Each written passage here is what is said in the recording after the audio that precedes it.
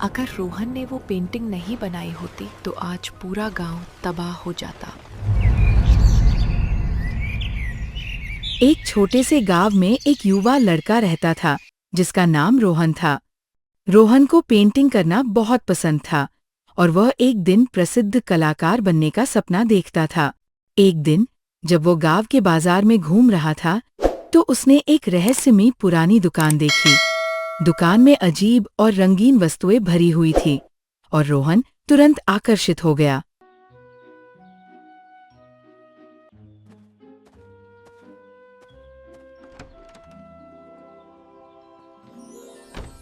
दुकान के अंदर रोहन ने एक बूढ़े आदमी से मुलाकात की जिसने खुद को रंगों का रक्षक बताया। बूढ़े आदमी ने रोहन को एक जादुई पेंट ब्रश दिया और बताया कि इसमें उसकी पेंटिंग्स को जीवन देने की शक्ति है। ये जादुई पेंट ब्रश है।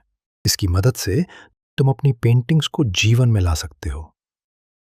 वाह, ये अद्भुत है। लेकिन क्या ये सच में काम करता है?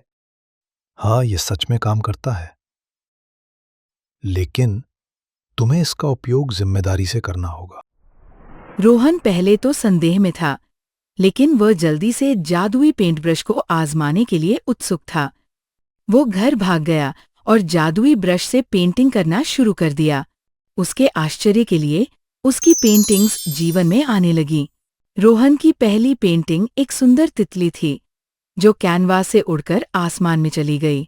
उसके बाद उसने एक खुशहाल छोटे पेड़ की पेंटिंग की जो उसकी आंखों के सामने बढ़ गया और खिल गया। लेकिन महान शक्ति के साथ महान जिम्मेदारी भी आती है और रोहन जल्दी ही सीख गया कि जादुई पेंट ब्रश न केवल सुंदरता बनाने का एक साधन है, बल्कि समस्याओं का समाधान करने का एक साधन भी है। एक गंभीर तूफान गांव की ओर बढ़ रहा था, जो फसलों और घरों को नष्ट करने की धमकी दे रहा था। रोहन को पता था कि उसे जल्दी से कुछ करना होगा। उसने जादुई पेंट ब्रश का उपयोग करके एक शक्तिशाली पवन चक्की की पेंटिंग की, जिसने घूमना शुरू कर दिया और तूफान को दूर करने के लिए मजबूत हवा पैदा की। रोहन, तुमने ये कैसे किया?